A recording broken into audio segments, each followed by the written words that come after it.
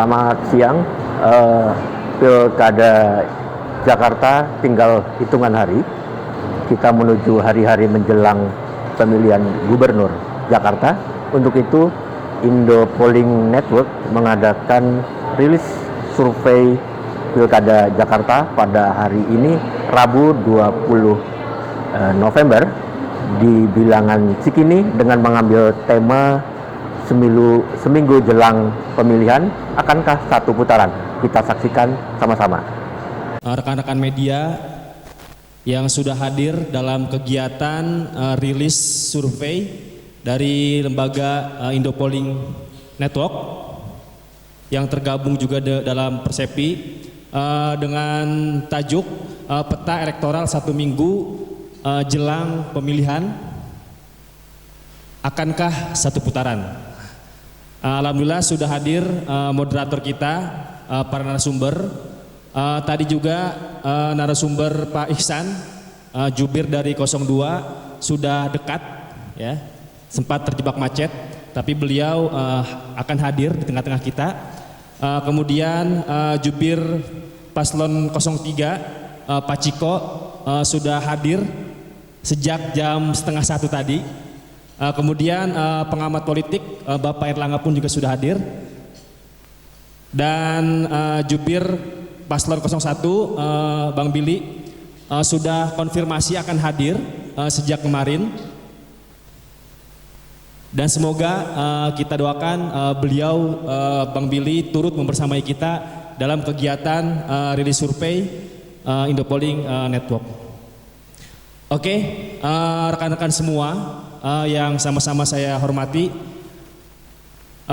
kegiatan survei ini dilakukan pada periode minggu kedua bulan November, tepatnya tanggal 8 November sampai 15 November 2024. Kita memotret peta elektoral pasangan calon yang berkontestasi di Pilgub DKI Jakarta, yaitu ada Paslon nomor 1 Ridwan Kamil dan Suswono, kemudian Paslon 02 ada Pak Dharma dan Bapak Kun, kemudian Paslon 03 ada Mas Pram dan Bang Dul, ya. Oke, tak berpanjang lebar, kegiatan ini nantinya akan dipandu oleh Mas Nasrullah Kusajibrata, SOS MSI. Beliau merupakan Direktur Indo Polling Network, dan beliau pun mengajar di salah satu kampus di Jakarta sejak 2011 dan sudah hadir di tengah-tengah kita. Oke, selamat datang Mas Ciko. Dan beliau nantinya akan memandu kegiatan rilis survei Indo Polling Network dengan tajuk peta elektoral satu minggu jelang pemilihan, akankah satu putaran? Oke, tak berpanjang lama, marilah kita sambut moderator kita pada kegiatan hari ini, yaitu Bapak Nasrullah Kusajibrata. Tepuk tangan yang meriah. Oke, silakan Bapak Nasrul.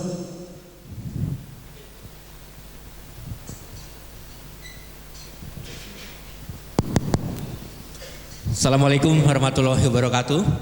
Salam sejahtera untuk kita semua. Om Swastiastu, Namo Buddhaya, salam kebajikan rahayu. Pilkada Jakarta sudah dalam hitungan hari atau satu minggu lagi ada digelar pemilu di DKI Jakarta. Untuk itu kami dari Indo Polling Network tergabung dalam Persepi, ya. Tergabung saya dengan Persepi mengadakan launching rilis pada hari ini. Judulnya peta elektoral satu minggu jelang pemilihan, akankah satu putaran? Nah, angle-nya adalah akankah satu putaran. Ini judulnya agak ngeri-ngeri sedap, kata istilah dulu itu.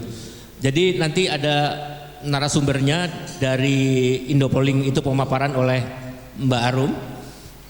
Kami sudah mengundang dari jubir Paslon 01, 02, 03 yang 01 siapa Mas Billy kemarin dan sampai tadi masih confirm, yang jubir paslon 2 on the way, dan jubir paslon 03 Mas Ciko Hakim sudah ada di tengah-tengah kita, dan pengamat Mas Erlangga pribadi. Untuk itu kami persilakan kepada masing-masing narasumber, Mbak Arum, Mas Ciko, Mas Erlangga, kami persilakan. Oke, tepuk tangan dulu teman-teman. Ya, Mas Ciko di sini, ya 3. Mas Erlangga karena sana 1, 2, 3 jadi di sini.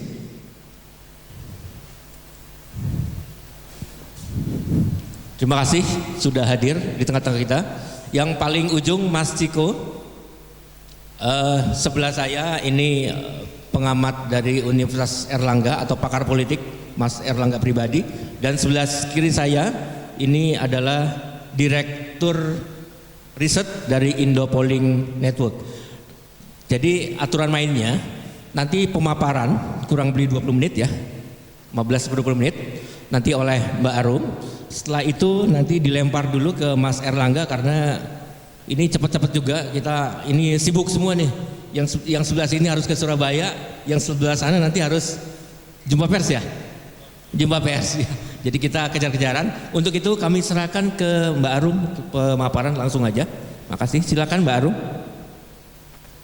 Ya, Assalamualaikum warahmatullahi wabarakatuh. Selamat siang. Terima kasih kepada rekan-rekan jurnalis, media dan cetak yang sudah menyempatkan hadir dalam rilis survei temuan di Provinsi Daerah Khusus Jakarta.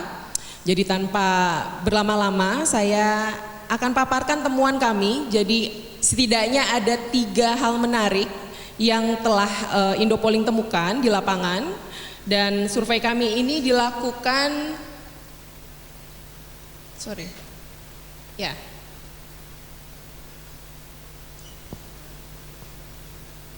Dani diituin aja dari situ. Ya, ini dilakukan periode 8 hingga 15 November dengan 880 responden menggunakan metode multi-stage random sampling. Sampling errornya 3,3%, sehingga tingkat kepercayaannya 95%. Quality control yang kami lakukan adalah kami melakukan secara acak spot check sebesar 20% dari total sampel kami melalui witness atau pendampingan dan temu ulang di lapangan. Ya, ini adalah kesahihan penarikan sampel kami. Jadi kami melakukan multi-stage random sampling, turun dari setiap kelurahan ke RT, di RT, turun lagi di KK, dan dipilih secara acak responden laki-laki dan perempuan yang terpilih. Silakan. Dan berikut adalah perbandingan data BPS dan sampel kami. Di sini kami ingin memperlihatkan bahwa kami tidak bias terhadap segmen tertentu. Silakan. Ya, kita mulai dari evaluasi kinerja Pemda DKI Jakarta dan isu publik. Jadi temuan kami memperlihatkan isu yang menjadi concern oleh warga Jakarta adalah yang pertama pengangguran 24,9%, juga kemacetan 20,7%, dan kenaikan harga pangan dan sembako 11,6%.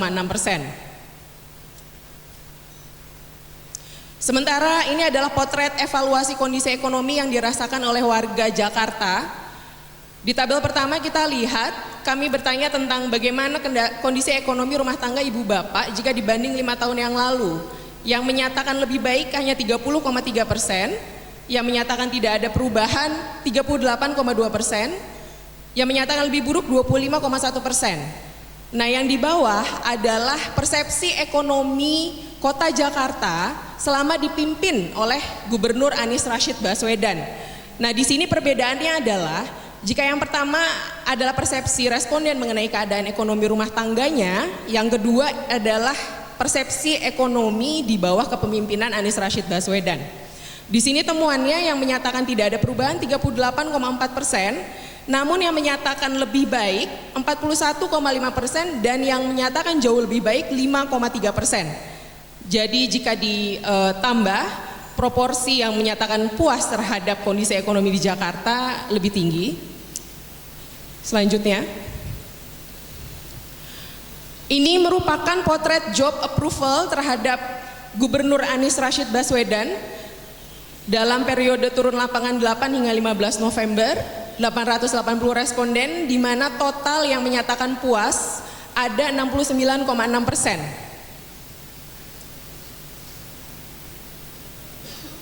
Terus, dan ini adalah potret popularitas pasangan calon. Di sini kita bisa lihat bersama popularitas cagup dan cawagup yang sudah maksimal popularitasnya atau sudah tuntas ya, di atas 95%, ada dua sosok, yakni Rano Karno Sidul dan Muhammad Ridwan Kamil. Lalu tingkat kesukaan tertinggi juga masih Rano Karno 91,3%, disusul Ridwan Kamil 79,5%. Pramono Anung Wibowo popularitasnya masih di bawah 80%, namun kesukaannya 71,9%. Untuk selamat datang. Untuk Pak Suswono, popularitasnya 7 hari jelang hari pencoblosan masih 56,6%, disukai 49%. Dan kandidat independen kita, Dharma Pongrokun dan Kunwardana Abioto. Halo, selamat datang Pak.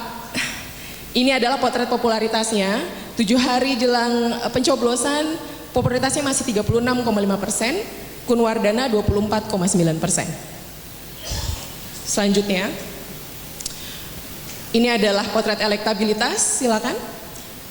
Secara top of mind hari ini, jika yang ditanya terhadap warga Jakarta, siapa calon gubernur, jadi ini nama individu ya, potret elektoral individu, secara top of mind, di mana responden langsung menyebut nama tanpa dibantu kartu bantu. Yang memilih Ridwan Kamil 36,6%, Pramono Anung 35,6%, masih muncul nama Rano Karno 6,5% dan Dharma Pongrekun 3,3%, undecidednya 18,1%. Selanjutnya, untuk top of mind pilihan calon wakil gubernur, tertinggi Rano Karno 40,6%, lalu Pak Suswono 25,6%, Pak Kun 2,8%, undecided 28%. Dan ini adalah potret figur individu calon gubernur, di mana kita lihat dalam selang margin of error, tadi kita di depan margin of errornya adalah 3,3%. Jadi secara individu elektoral Ridwan Kamil 40%, Pramono Anung 43,1% dan Dharma Pongrekun 3,9%, undecided tersisa 13,1%. Dan di sini potret strong voter, 7 hari jelang pencoblosan sudah 80,8% warga Jakarta yang menyatakan tidak akan merubah pilihannya. Selanjutnya, dan ini adalah potret pemilih loyal dari 3 calon gubernur dengan baseline Pramono Anung dengan keterpilihan 43,1%, Dharma Pongrekun 3,9% dan Ridwan Kamil 40%. Di sini pemilih Ridwan Kamil yang menyatakan tidak akan berubah sudah 81,5%, sementara Pramono Anung dengan baseline 43% yang menyatakan tidak akan berubah 85,2%. Berikut adalah potret simulasi 3 pasangan nama. Jadi ini adalah potret elektoral sepanjang 8 hingga 15 November. Sudah bukan elektoral nama-nama individu tapi dengan pasangan calon. Di sini Muhammad Ridwan Kamil dan Suswono 39,4%, Pramono Anung Rano Karno 47,3%, undecidednya tersisa 9,5%. Dan Pak Dharma dan Pak Wardana 3,8%. Ketika kami lakukan simulasi kertas suara, ada peningkatan dukungan di mana paslon nomor 2 Dharma Pongrekun Kunwardana menjadi 4%, undecided kurang lebih masih sama 9,2%, sebelumnya 9,5%, dan di sini naik sedikit Muhammad Ridwan Kamil Suswono 38,4% dan Pramono Anung Rano Karno 48,4%.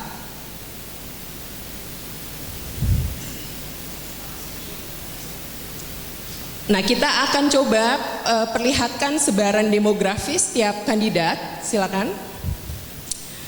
Misalnya di sini adalah di pemilih laki-laki, Pramono Anung dan Rano Karno cenderung unggul dengan 51,6%. Sementara di pemilih perempuan ada persaingan ketat, di mana pemilih Ridwan Kamil 44% dan pemilih Pramono Anung Rano Karno 45%. Kita juga lihat misalnya dalam sebaran kelompok usia, demografi terbesar di sini adalah warga Jakarta yang memiliki hak pilih di rentang usia 30 hingga 69 tahun. Artinya adalah usia produktif, dikatakan pemilih pemula juga tidak, tapi bobotnya jika ditotal lebih besar dan menunjukkan mayoritas pemilih Jakarta. Di sini misalnya di usia 20 hingga 39 tahun, dalam temuan survei kami terbanyak mendukung Pramono Anung dan Rano Karno. Lalu juga di usia Gen X ya dan Boomers juga terlihat unggul pasangan Pram dan Rano Karno. Silakan. Untuk tingkat pendapatan, jika di rata-rata ada keunggulan cukup signifikan untuk pemilih kelas menengah yang lebih banyak tersedot ke paslon nomor 3, namun di penghasilan rendah terbanyak mendukung Ridwan Kamil dan Suswono. Begitupun juga di tingkat pendidikan, terlihat di Jakarta terbanyak adalah minimal SMA dan itu terbanyak mendukung pasangan nomor 3. Silakan. Dan ini adalah pilihan partai. Jadi responden yang terpilih kami wawancara pilihan partai ketika bulan Februari lalu apa, dan ini adalah baseline-nya, di mana di Jakarta Gerindra 17,8%, PDI Perjuangan 18,4%, Golkar 6,9%, PKB 6,1%, PKS 22,9%, PAN 3,6%, Demokrat 3,6%, PSI 3,5%. Di sini kita bisa lihat sebarannya, misalnya pemilih PKB dengan baseline 6,1%, di akar rumput pemilih PKB ada 56,9% dari 6,1 yang lebih banyak mendukung 03. Lalu untuk pemilih Gerindra terbanyak masih ke pasangan nomor urut 1, namun ada 40,9 yang juga mendukung 03, 4% cukup besar juga ke pasangan nomor urut 1. Atau misalnya di Nasdem dengan 7,3%, 45%-nya pendukung 01. Ada 11,5 yang mendukung nomor 2 dan 34,4% masih ke nomor 3. Dan di sini kita lihat juga yang cukup ketat adalah angka PAN, Demokrat dan PSI, juga PKS, di mana di PKS 44% pasangan nomor urut 1, namun 41% ini masih tersedot ke nomor 3.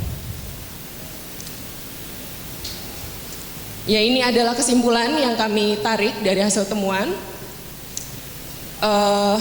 Saya kira jika dengan potret kertas surat suara, simulasi kertas surat suara, tadi potretnya adalah pasangan nomor urut 3 yakni Pramono Anung dan Rano Karno masih terlihat unggul dibandingkan dengan pasangan calon nomor 1 Ridwan Kamil dan Suswono, di mana di sana pasangan nomor urut 3 mendapatkan elektabilitas 48,4% dan Ridwan Kamil Suswono 38,4%. Jika kita lihat selisih di antara kedua pasangan calon ini mencapai 10%. Nah, itu adalah 2 kali, sudah melebihi 2 kali margin of error. Jadi tadi margin of error kami ada di angka 3,3%.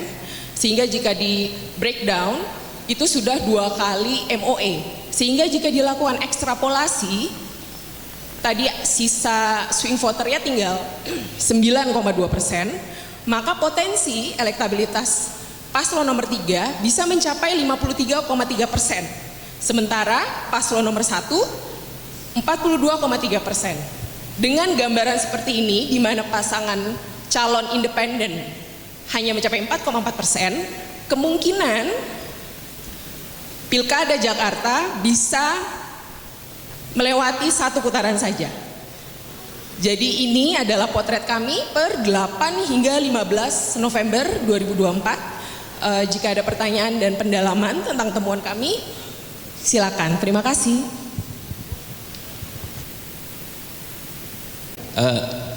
Satu pertanyaan aja ya untuk Mbak Arum. Itu yang menarik soal split tiket, mungkin bisa dijelasin dikit aja.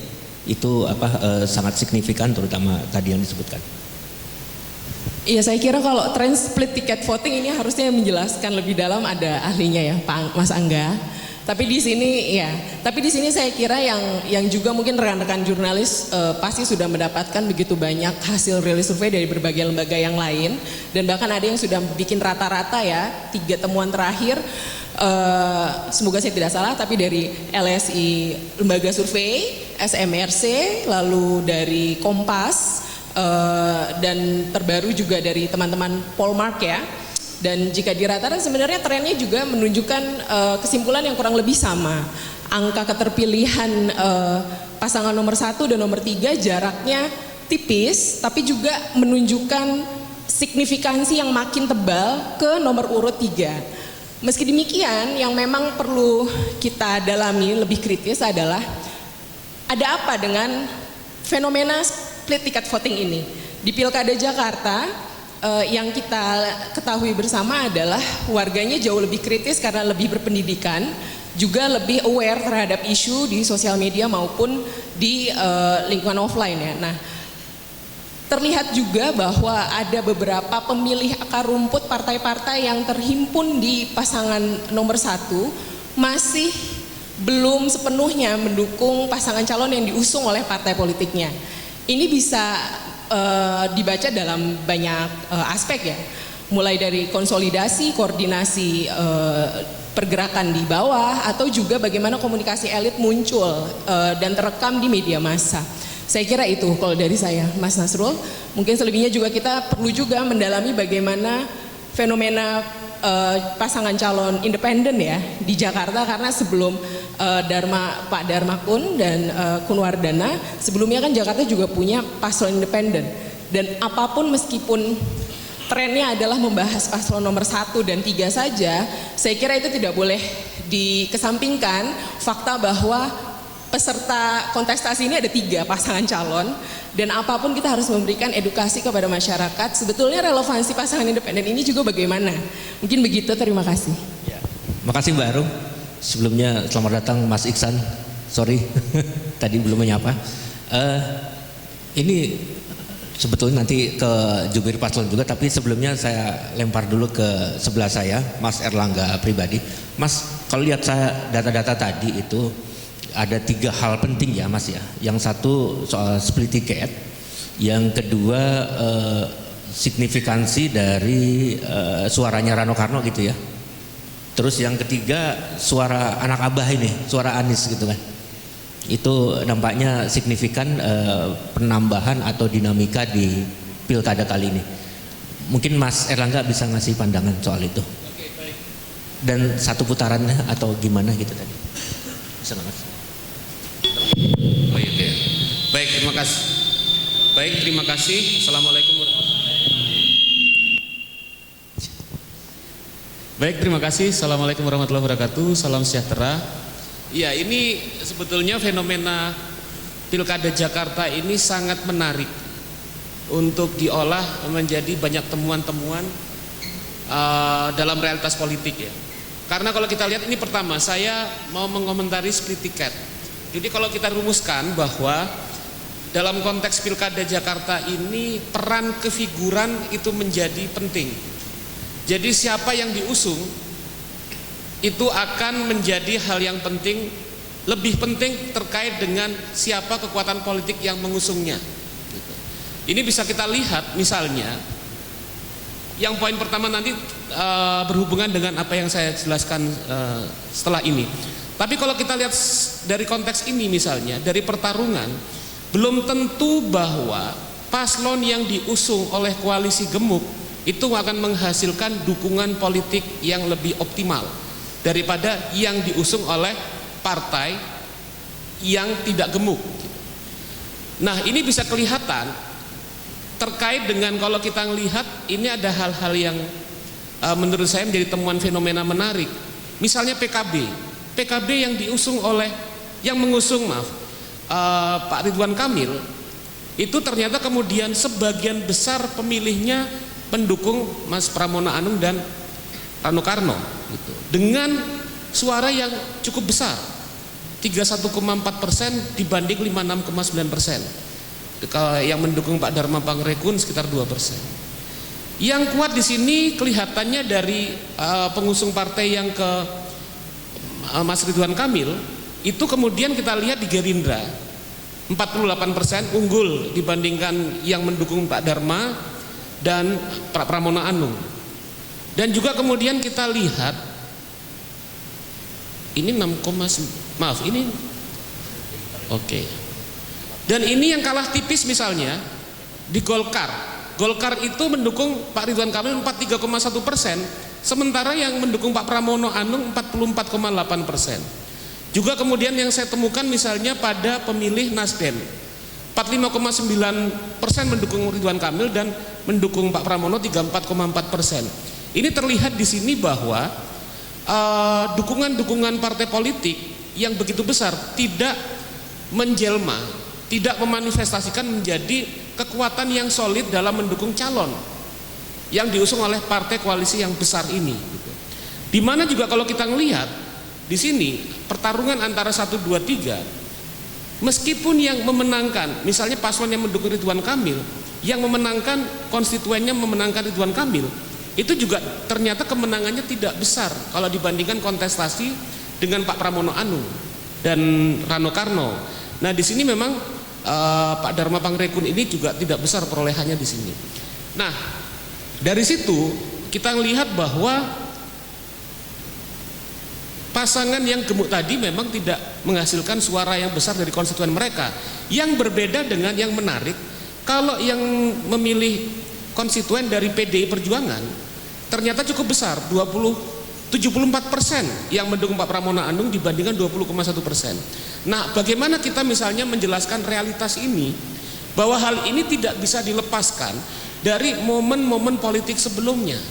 Misalnya bahwa bagi pendukung, konstituen pendukung PDI Perjuangan yang pada Pilpres 2024 lalu, itu kemudian bahwa perolehan totalnya ini ternyata tidak menang pada waktu itu mendukung Mas Ganjar gitu. Dan ini kemudian ada kayak semangat revenge, semangat kemudian tampilkan balik di arena ini bahwa kita pendukung terutama di Jakarta kita harus menang di sini. Ada semangat itu yang kelihatan dari kalau kita ngelihat persentase pemilih PDI Perjuangan yang begitu besar memenangkan Pramono Anung. Yang mana sepertinya di sini fenomena-fenomena hasrat politik, gairah politik itu, kecenderungan antusiasme untuk memenangkan calonnya ternyata tidak kelihatan misalnya pada konstituen partai-partai politik yang memilih, yang mengusung Ridwan Kamil dan Suswono gitu.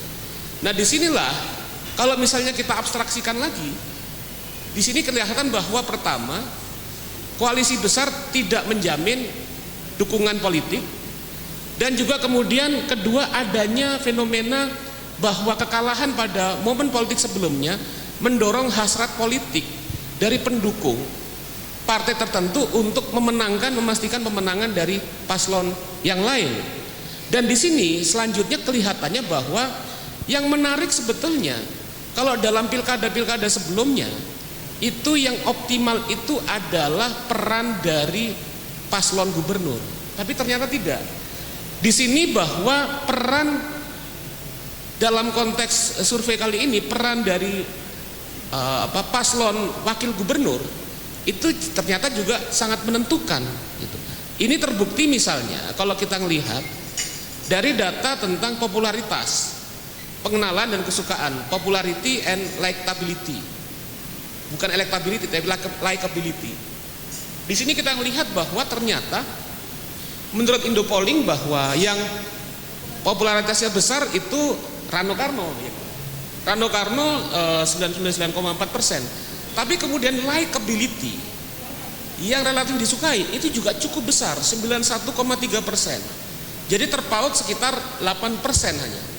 Baru di bawahnya menarik, popularitasnya Muhammad Ridwan Kamil itu ternyata pengenalannya lebih tinggi dari Pak Pramono Anung yang kemudian 98% dengan likability 79,5%. Nah di sini yang menarik kalau kita melihat dari realitas ini, kita masuk ke elektabilitas.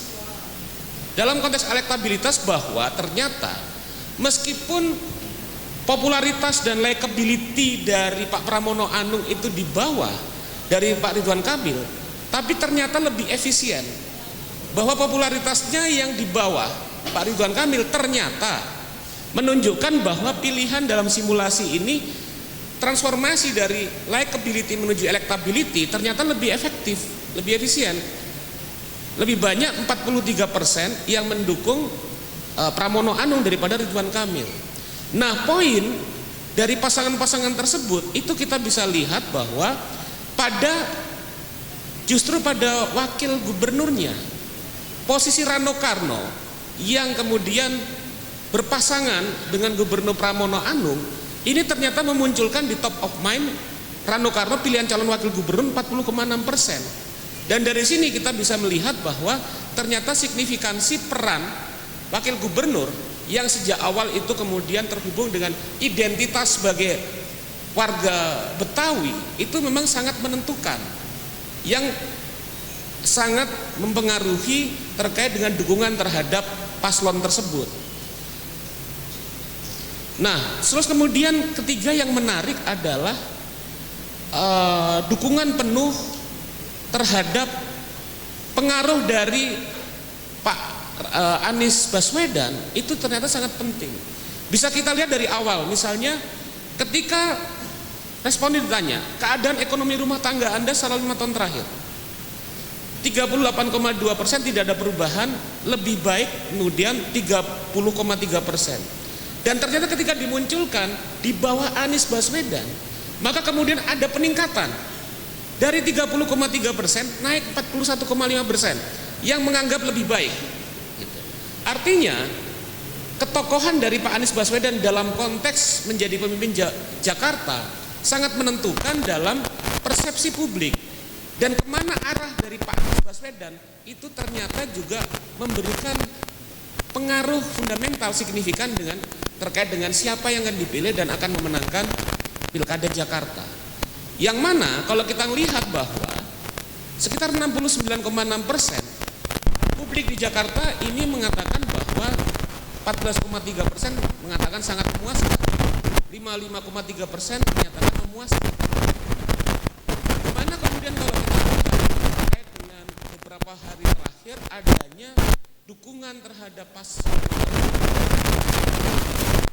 nomor 3 dari Pak Anies Baswedan dan timnya, atau katanya istilahnya populernya anak abah, itu ternyata juga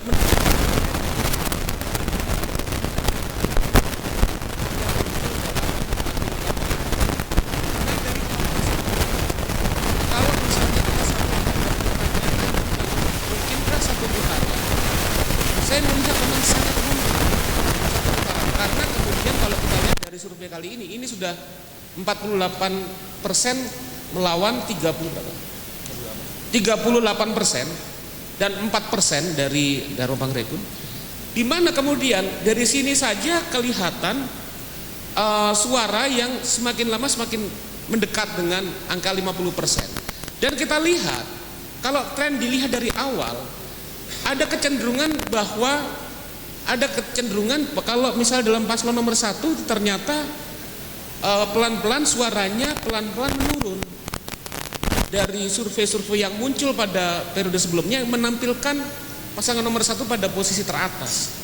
Dan sebetulnya pasangan nomor 3 Pramono juga tidak mendapatkan dukungan yang besar, tapi ada proses yang terus bergerak di mana tren dukungan politik itu menunjukkan bahwa ternyata paslon nomor 3 itu pelan-pelan naik ke atas, dan ada ruang sekitar 9% yang masih undecided voter itu kemudian masih bisa kelihatan, masih bisa dirubah dengan politiknya yang memungkinkan dari dinamika yang akan terus berlangsung sampai pada hari pencoblosan, di mana tadi kalau sudah dijelaskan dalam survei yang diutarakan tadi bahwa terkait dengan apabila kalau mengalami ekstrapolasi.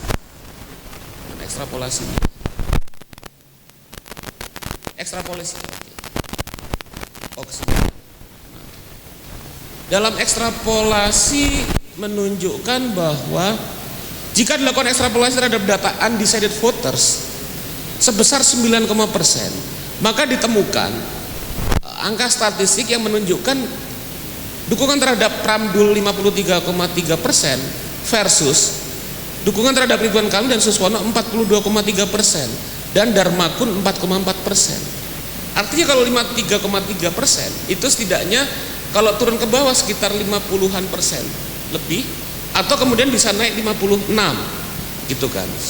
Nah dari sini kelihatannya bahwa apabila tren ini terus berlangsung dan tidak ada kemudian pola-pola yang berubah dalam dinamika politik yang muncul sampai pencoblosan, maka sangat tidak tertutup kemungkinan di Jakarta ini yang akan terjadi adalah pilkada satu putaran.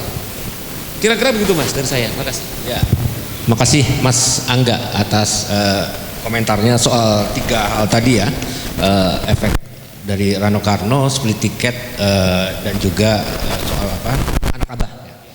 Sebelum saya lempar ke para jubir, mungkin ada yang mau disampaikan dari Mbak Arum dulu, ada sedikit tambahan.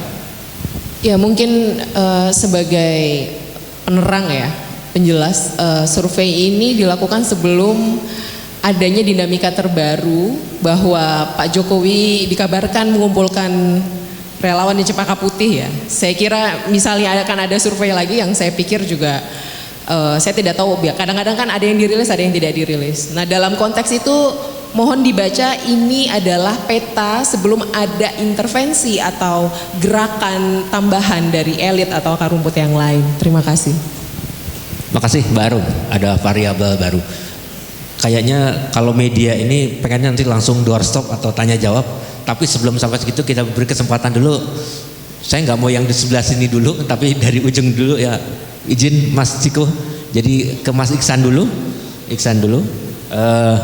Bagaimana komentar dari Mas Iksan selaku jubir paslon 02 untuk menanggapi atau melihat hasil survei ini? Silakan Mas, 5 menit. Baik, terima kasih. Assalamualaikum warahmatullahi wabarakatuh.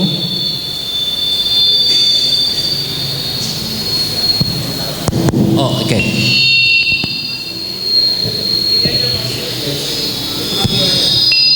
Tes ini.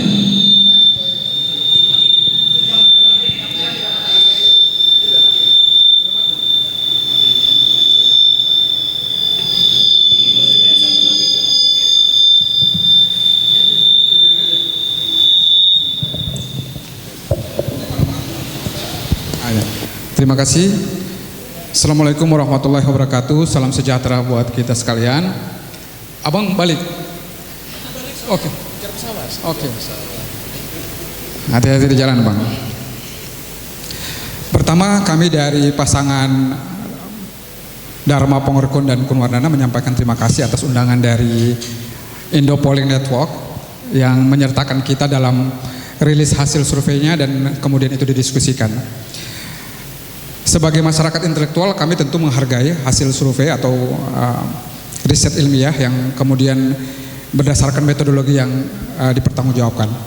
Memang sebagai kandidat calon independen, kami tentu ya orang yang harus menarik napas panjang ya, karena dari berbagai hasil survei kami ada di urutan paling bawah.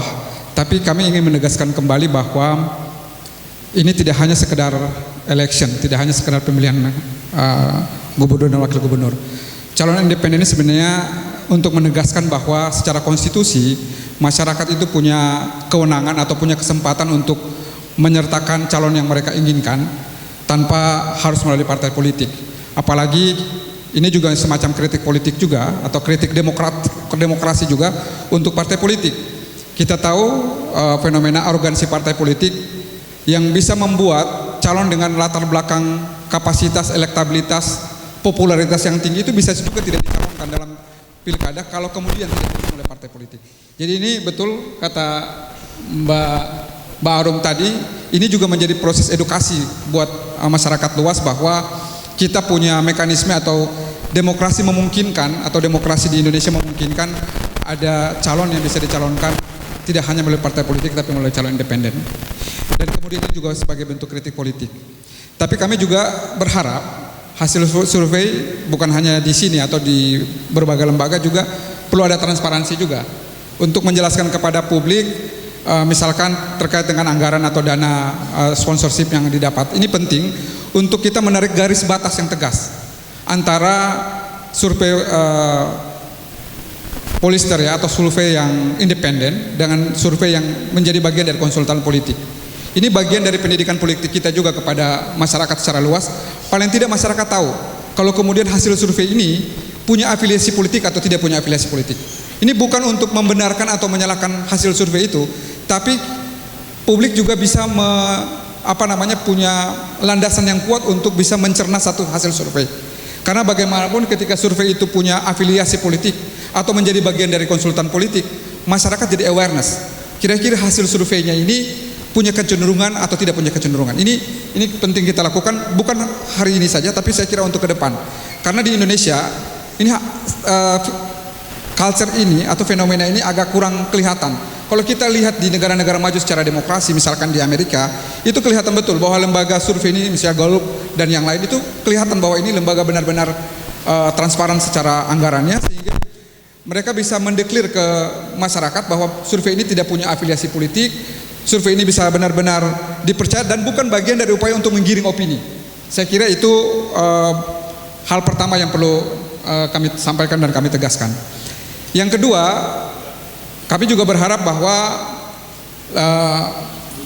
ke depan calon independen sebagai calon yang underdog ya, kita berharap bahwa ada underdog efek dari hasil survei ini ya. Karena selain ada namanya ada istilah untuk bandwagon effect ya, itu kecenderungan pemilih untuk beringsut atau menyesuaikan dengan hasil survei yang memenangkan satu kandidat. Bandwagon effect ini secara psikologi kerap kali mempengaruhi pemilih yang belum menentukan pilihannya untuk bergabung dengan yang diprediksi menang, karena secara psikologi mereka nggak mau menjadi bagian dari yang kalah. Jadi sekalipun ada bandwagon effect dimungkinkan dari hasil survei yang dilakukan oleh Indio Polling Network, tapi sebagai calon dari latar belakang atau yang dilihat sangat underdog, kami berharap bahwa hasil survei ini juga bisa membuat pemilih atau kami mendapatkan dampak dari underdog effect, di mana ada kecenderungan pemilih untuk kemudian merapat atau bergabung dengan kandidat yang diprediksi kalah. Itu dalam berbagai pelaksanaan election, tidak hanya dalam negeri maupun di berbagai negara, itu kemungkinan terjadi. Kemudian yang terakhir, jika ini akhirnya 2 putaran, kami sangat yakin bahwa calon independen itu juga akhirnya bisa seksi dalam konteks kemana mereka akan berlabuh. Jadi saya kira ini penting juga untuk diketahui oleh kandidat atau pasangan calon atau tim sukses, bahwa kalau ini akhirnya berlangsung 2 putaran, kalau kita lihat memang kecenderungan 1 putaran akan sangat besar, tapi kalau misalnya undecided voter atau swing voters itu ya, undecided voter terutama yang jumlahnya cukup banyak, ini terbagi secara merata dan kemudian akhirnya 2 putaran berbaik-baik dengan calon independen, itu penting untuk memastikan nanti bisa menang di putaran kedua. Saya kira begitu, nanti kita lanjutkan lagi dengan diskusi dan tanya jawab. Terima kasih. Wassalamualaikum warahmatullahi wabarakatuh. Terima kasih Mas Ihsan, ada beberapa catatan penting. Tapi kami dari Indo Polling perlu menyampaikan bahwa kami lembaga survei untuk Jakarta tidak dalam posisi dalam konsultan. Terus yang kedua, seperti disebutkan Mas Ihsan, semoga ada tercipta underdog effect atau teori underdog gitu ya. Kan ada 2 tadi ya, bandwagon vs underdog ya. Semoga jadi semakin bisa berjuang. Nah terakhir Mas Ciko, mungkin ada yang mau disampaikan dari pemaparan tadi, kami misalkan 5 menit. Setelah itu nanti kita tanya jawab. Assalamualaikum warahmatullahi wabarakatuh. Pertama-tama saya ucapkan terima kasih atas undangannya dan juga terima kasih Bung Iksan juga. Tadi saya udah menunggu-nunggu, Bung Iksan tadi bilang kalau ada 2 putaran, saya di kepala saya udah kami akan mendukung pasangan calon nomor urut 3 gitu. Ternyata enggak, ternyata masih bilang seksi aja supaya nanti bisa di lobi-lobi. Cuma Iksan nih sahabat saya juga, dia juga sahabatnya Mas Pram sebenarnya, jadi aman lah kira-kira gitu. Tapi insya Allah kita memang menargetkan 1 putaran, dan kita melihat dari hasil survei Indopolling ini, rasa-rasanya ini hanya cukup menegaskan dari hasil-hasil survei lain yang rilis dalam beberapa minggu terakhir, yang mayoritas itu memang menunjukkan keunggulan dari pasangan calon nomor 3, Mas Pram dan Bang Dul. Kita lihat beberapa survei sebelum dan hasil survei yang ini, saya rasa kira-kira mirip-mirip. Dan karena apa mirip-mirip, walaupun angkanya berbeda, tapi kan trennya yang kita lihat. Jadi trennya memang kenaikan bagi kami dan penurunan bagi pasangan calon nomor urut 1. Kalau nomor urut 2 kita lihat ada yang naik, ada yang turun dan lain-lain. Masih beberapa hal yang bisa terjadi. Tapi kalau pasangan calon kami, Mas Pram dan Bang Dul, itu konsisten naik. Pasangan calon nomor urut 1 konsisten selalu turun. Nah ini kenapa? Kalau kita lihat dari situ kan kita bisa lihat terkait dengan popularitas dan tingkat ketersukaan, ya. Popularitasnya Ridwan Kamil ini udah mentok sejak awal, bahkan dia nggak perlu memperkenalkan diri, saya rasa nggak berubah banyak dari pertama diumumkan bahwa dia akan maju. Kalau nggak salah dulu salah satu survei mengatakan 93%, sekarang di 98% yang udah mengenal. Tapi semakin dia memperkenalkan diri, turun ke masyarakat, berinteraksi langsung, justru semakin turun tingkat penerimaannya. Berbeda dengan Mas Pram. Mas Pram itu gini, saya ini kan udah cukup lama di politik ya, dari 25 tahun lah saya berkutat di politik dan berkutat dengan hasil-hasil survei, bergaul dengan teman-teman yang bekerja di bidang polling ini. Selalu mengatakan bahwa seorang calon kepala daerah itu minimal harus dikenal 80% orang kalau mau menang. Nah Mas Pram ini kan belum sampai 80%, tingkat pengenalannya kalau nggak salah 79% tadi. Tapi angka ketersukaannya itu sangat tinggi. Jadi baru dikenal 79%, 73% kenal. Artinya apa?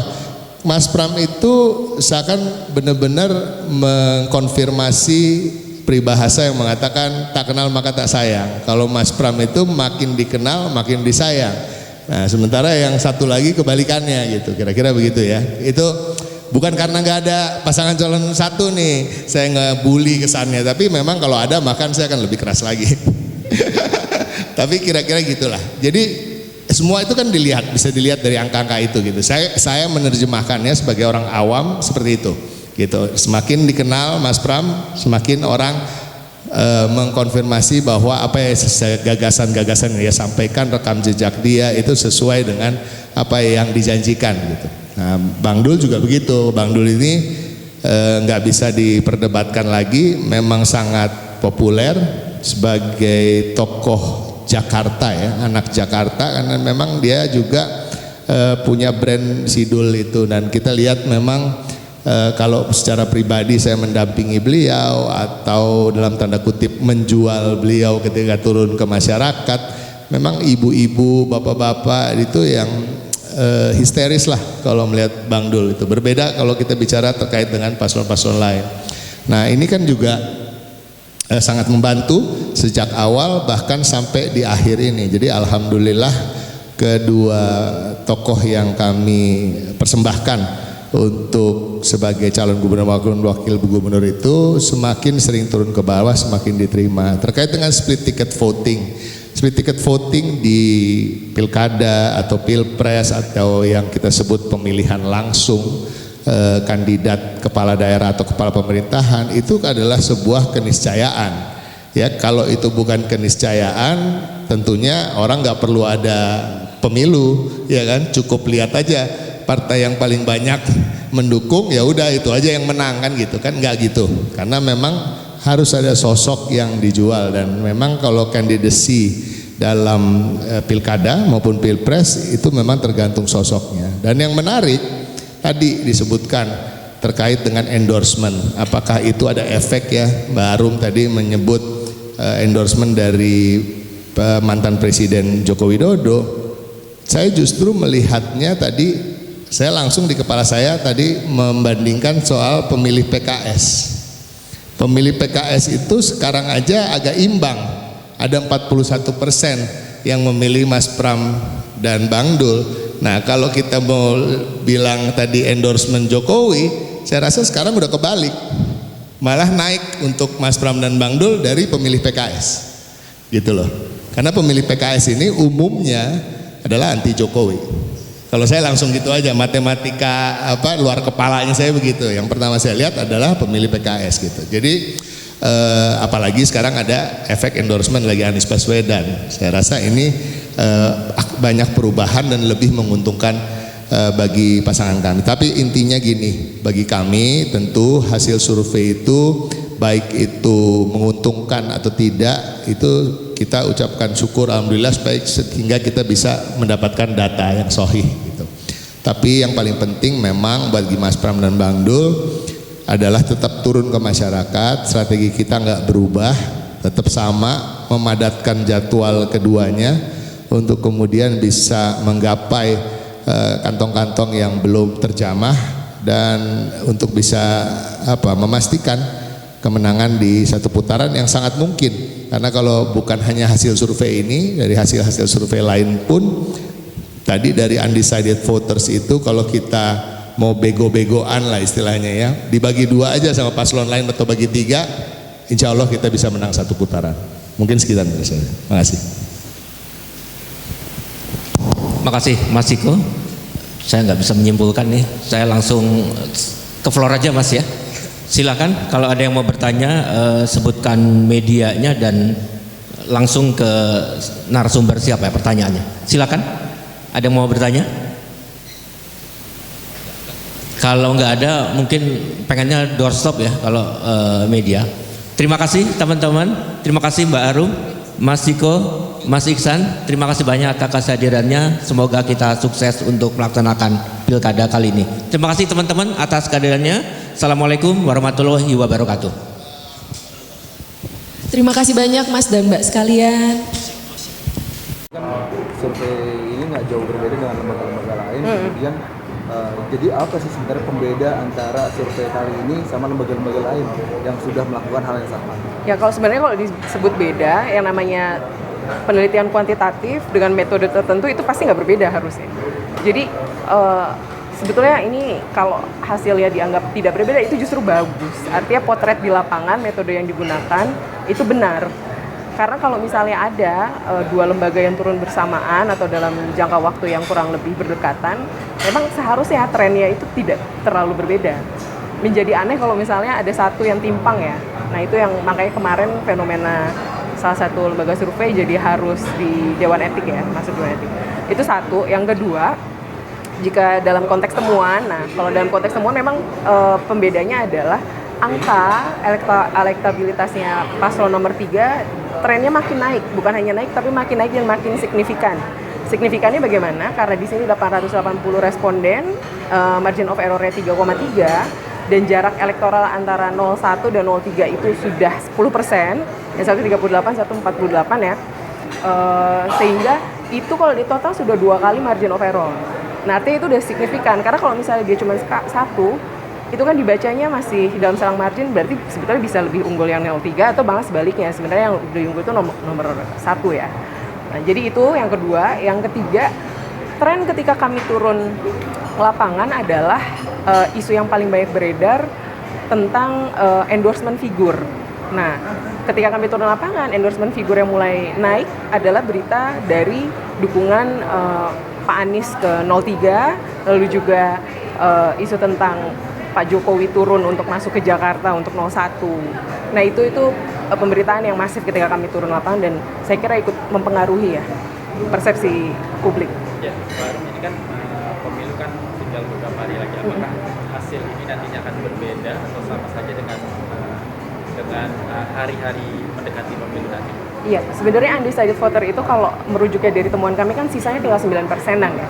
9% itu sebetulnya kecil aja. Jadi kalau misalnya dia tadi yang dimaksud ekstrapolasi diasumsikan mengarahnya ke semua 01, itu pun belum mencapai 50%. Tapi kalau dia diberikan semua ke pasangan 03, itu hasilnya sudah di atas 50%. Yang artinya kalau dalam kesepakatan aturan main, itu kan merujuk ke potensi satu putaran lebih besar ya, jika 03 yang menang. Saya pikir begitu. Mungkin ke ini kelimbangan ini judulnya juga satu putaran atau enggak nih ya. Tadi yang disinggung dari paslon 03 inginnya satu putaran, dan paslon 02 inginnya 2 putaran.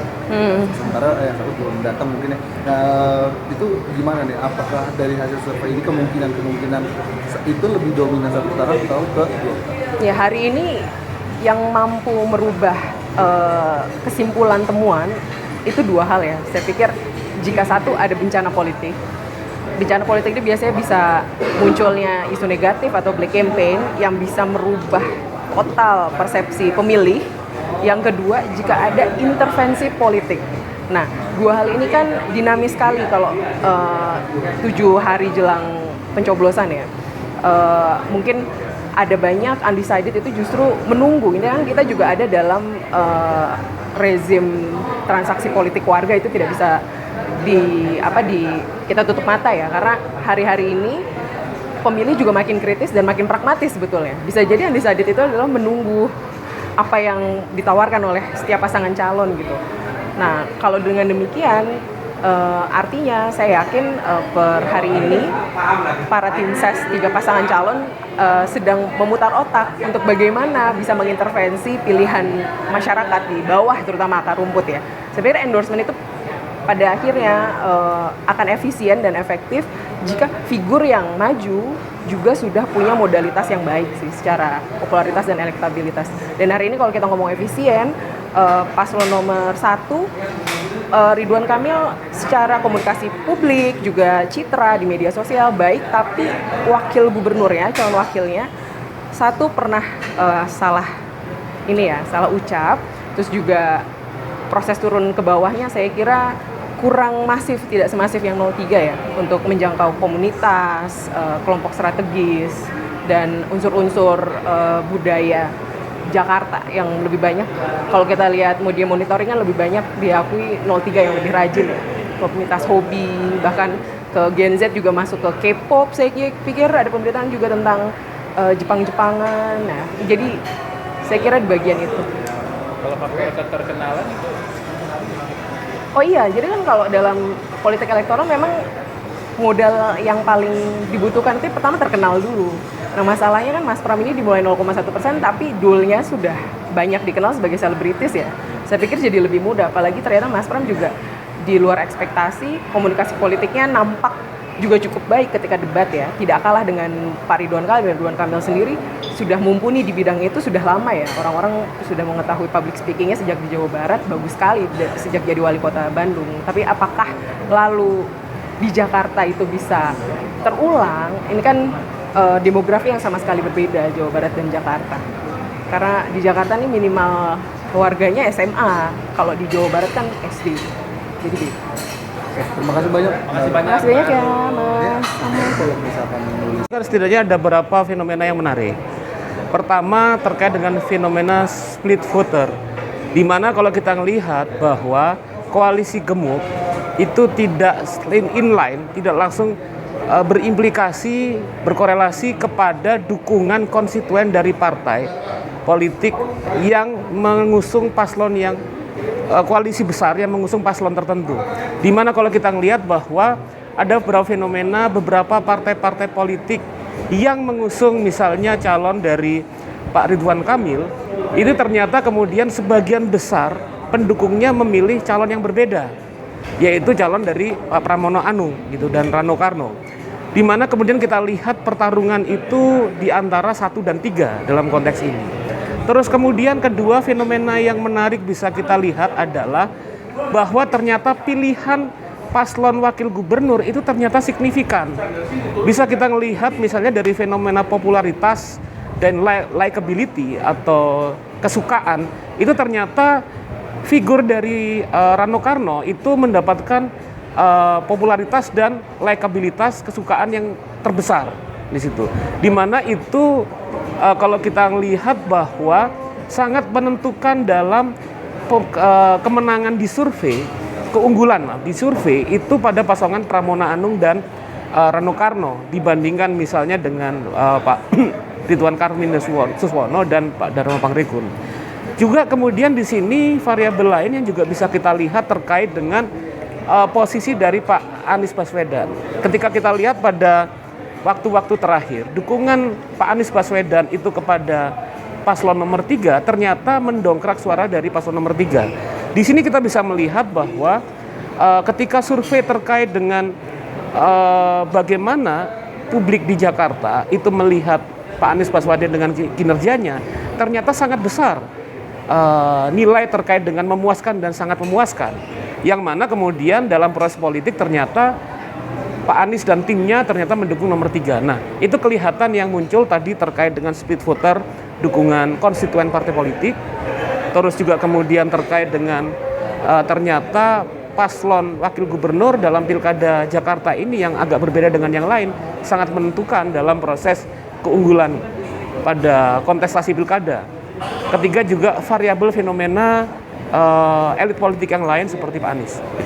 Berarti ini efek dukungan dari anak Abah dan Ahokers lebih dominan dibanding dengan dari dukungan Pak Jokowi dan Pak Prabowo. Iya, sepertinya kalau kita melihat kan dalam kali ini ketokohan dari figur-figur elit di Jakarta itu sangat menentukan. Dimana kalau kita melihat mulai dari fenomena 2016-2017 kontestasi politik terbelah antara pendukung Pak Anies dengan pendukung Pak Ahok. Dan ternyata ketika mereka bersatu itu sangat menentukan dukungan suara dalam proses kontestasi pilkada ini. Di situ kita lihat bahwa ternyata figur elit politik di tingkat lokal Jakarta itu suaranya lebih signifikan dibandingkan dengan dukungan dari elit politik nasional seperti Pak Jokowi. Jadi nggak pengaruh ya, mestikan Pak Jokowi sebagai mantan presiden dan Prabowo sebagai presiden nggak pengaruh. Saya nggak bilang nggak pengaruh, tapi pengaruhnya ternyata tidak lebih signifikan daripada Anies dan Pak Ahok. Seperti itu. Ya. Dikit Mas, ya. Kalau misalkan tadi kan ngomongin 1 dan 3 aja ya. Kalau misalkan ngomongin 2 sebelum ada endorsement pun nomor 2 angkanya nggak jauh signifikan naik terus atau enggak gitu ya. Di angka 5, 4, 6 segitu aja terus. Nah itu faktornya apa sih? Variabelnya apa untuk mereka stuck di situ? Iya, saya melihat tidak ada memang ketokohan yang kuat pada nomor 2. Karena kalau kita melihat itu kan nomor 3 selain kemudian dukungan dari elit lokal, juga kemudian ada tokoh yang dia secara kuat cukup lama itu terhubung dengan identitas kebetawian seperti Pak Rano Karno gitu. Nah di sini tingkat kepopuleran yang rendah ternyata kemudian memiliki implikasi terhadap dukungan suara elektabilitas yang masih belum besar kayak gitu. Oke, ya, kasih. Mas dan Bang Dut juga menyampaikan bahwa dalam berdemokrasi bahwa dukungan itu untuk hak warga negara. Sebab bahkan mengatakan bahwa kan pada kesempatan sehat selalu dan karena memang bagi kami endorsement itu penting, tapi kami tidak pernah mengkhawatirkan endorsement yang ditujukan ke si kami. Kalaupun ada kekhawatiran lebih kalau ada penyelewengan kekuasaan, menggunakan bansos dari APBN atau ada tangan dari aparat, dan rasa-rasanya juga tidak terjadi. Jadi artinya endorsement itu aman-aman saja. Kami juga punya endorsement dari tokoh-tokoh yang tentunya masih sangat populer di kalangan masyarakat Jakarta seperti Pak Ahok dan Pak Anies yang karyanya masih terasa oleh warga Jakarta, yang tentunya juga membawa gerbong Ahokers kan, anak Abah. Jadi bagi kami ini sudah sangat berharga. Namun sejak awal Mas Bro mengatakan bahwa dia akan fokus untuk kembali belanja masalah, mensosialisasikan diri maupun gagasannya untuk masyarakat-masyarakat yang masih terpinggirkan, yang di tempat-tempat kumuh, yang berada di balik kemewahan di Jakarta ini, yang memang disitulah sebenarnya suara-suara sesungguhnya, dan juga mereka-mereka yang ingin menitipkan harapan, menitipkan segala macam frustrasi mereka untuk bisa dijawab oleh gubernur dan wakil gubernur yang akan datang. Berarti yakin bakal satu putaran ya, karena kan anak Abah dan Ahok kan juga udah ya, insya Allah bukan hanya karena itu, tapi tadi karena memang menurut data Bawaslu yang paling intens dan masif gerakannya turun ke bawah adalah pasangan calon kami. Jadi ini bukan data kami gitu, bisa dicek ke bawah sih, mereka lakukan pendataan juga intensitas daripada paslon itu. Artinya itu juga bekerja dengan baik buat kami, hasilnya jelas, dan selain keyakinan itu juga tumbuh ketika melihat hasil juga seperti ini, karena memang rentang perbedaannya itu melebihi margin of error antara pasangan calon kami dengan pasangan calon lain.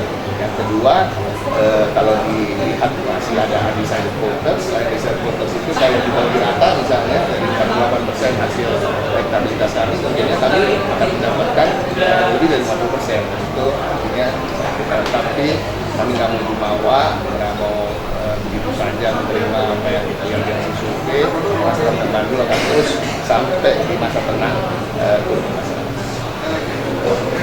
Oke, untuk nanti Bang, Ramon itu nyoblosnya gimana Bang? Kalau boleh tahu sama Bang dulu. Di rumahnya masing-masing lah. Jadi alhamdulillah kita punya paslon memang KTP-nya Jakarta ya. Jadi bukan KTP Jawa Barat. Kalau paslon satu kan dua-duanya KTP Jawa Barat gitu, diambil. Kemudian baru kemarin dapat dukungan dari orang yang KTP Jawa Tengah. Ya, itulah kira-kira. Bang, kampanye Ahmad gimana? Kampanye Ahmad. Ya, jadi Bu Mega hadir nggak Bang? Insya Allah. Jadi saya belum bisa mengungkapkan, bukan karena dirahasiakan, tapi memang kami di internal belum rapat finalisasi apa yang akan kita lakukan di dalamnya. Tapi insya Allah tadi kalau memang ada kapan akan ada tamu-tamu istimewa ya seperti yang kita lihat siapa saja yang sudah memberikan dukungan, insya Allah akan hadir. Berarti Bang Anies sudah Insya Allah kita lihat aja, Bang, dukungan Bang Anies berarti berpengaruh yang mobilisasi. Oh, pastinya berpengaruh. Semua dukungan kecil atau besar pasti berpengaruh. Tadi juga disampaikan dari hasil survei bahwa memang orang masih ingat dengan sumbangsi Pak Anies terhadap Jakarta, kemudian membawa hidup mereka lebih baik secara ekonomi gitu. Dan itu artinya endorsement dari seorang Anies Baswedan. Bang, satu lagi Bang, ini kan ada sebagai tim sesnya 03 nih Bang, ini kan Ahokers dan anak abang ini kan sudah mengakui Bang, ada intensi khusus Bang nanti pas pada saat pencoblosan untuk mengawal nih Bang. Pasti, karena memang sejak awal sebenarnya sebelum Mas Anies juga secara terbuka posting di sosial media, sudah sekitar 70%-an dari anak abah ini yang bergabung di tim pendukung Pak Anies waktu Pilpres kemarin sudah bekerja untuk kami juga bersama-sama bersama Mas. Jadi terkait dengan mengawal TPS, saksi juga banyak yang dari kelompok anak. Siap, terima kasih. Kita lihat, makanya tadi saya bilang kita belum rapat dengan mungkin mereka juga fokus di Jawa Tengah Kamera Bang. tidak ada, belum ada. Saya wartawan begitu. Oke, alhamdulillah acara ini berjalan sukses. Rilis hasil survei Indopolling Network dihadiri oleh beberapa narasumber yang udah kami undang. Diliput juga oleh beberapa media. Intinya alhamdulillah acara sukses, lancar dan berjalan. Oke, terima kasih. Assalamualaikum warahmatullahi wabarakatuh.